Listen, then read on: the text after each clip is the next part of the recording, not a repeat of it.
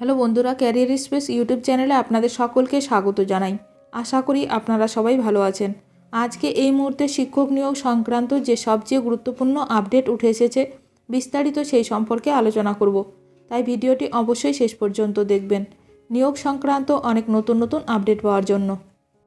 যারা চ্যানেলে নতুন তারা চ্যানেলটিকে সাবস্ক্রাইব করে পাশে থাকা বেল বাটনে প্রেস করে অল নোটিফিকেশানটিকে অন করে রাখবেন, কারণ এমন ধরনের লেটেস্ট আপডেট নিয়ে এই চ্যানেলে সবসময় ভিডিও আপলোড করা হয়ে থাকে।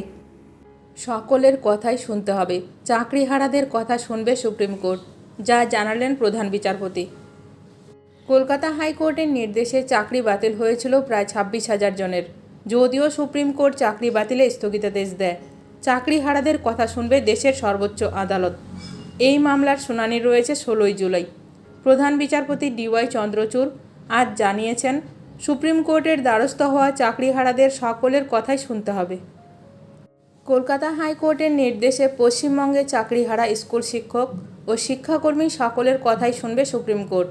2016 সালে স্কুল সার্ভিস কমিশনের প্রক্রিয়ায় নিযুক্ত 25,753 জন শিক্ষক ও শিক্ষাকর্মীর নিয়োগ বাতিল করে দিয়েছিল কলকাতা হাইকোর্ট। এর বিরুদ্ধে রাজ্য সরকার, মধ্যশিক্ষা পর্ষদ, স্কুল সার্ভিস কমিশন ছাড়াও বিভিন্ন সংগঠন সুপ্রিম কোর্টের দ্বারস্থ হয়েছিল।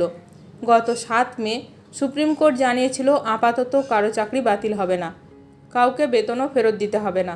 যারা বেআইনিভাবে চাকরি পেয়েছেন তাদের থেকে যোগ্যদের আলাদা করা যায় কি না, করা গেলে তা কিভাবে করা যায় তা খতিয়ে দেখা হবে। সুপ্রিম কোর্টে একগুচ্ছ মামলা রয়েছে আগেই।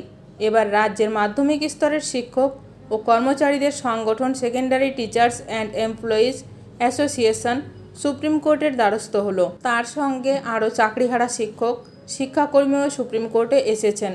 সব মিলিয়ে 148 জন সুপ্রিম কোর্টে আবেদন করেছেন।